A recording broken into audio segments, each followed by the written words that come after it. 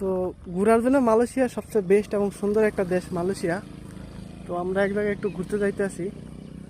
তো এই ঘোরাঘুরি আমরা যারা মালয়েশিয়াতে বৈধ আছি তারা একটু ঘুরতে পারি।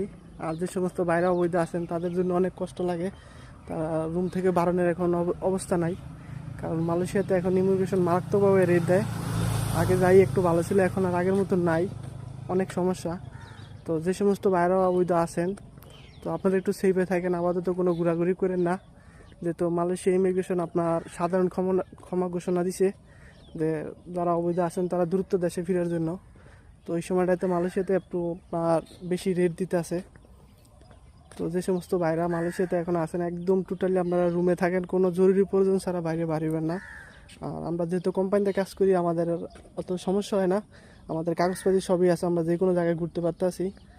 তো যে সমস্ত ভাইরা অবৈধ আছেন তাদের জন্য অনেক দোয়া শুভকামনা রইল আপনাদের প্রতি। যেহেতু আপনারা বেশিরভাগই মালয়েশিয়াতে অবৈধ আছেন বাংলাদেশি বাইরেই।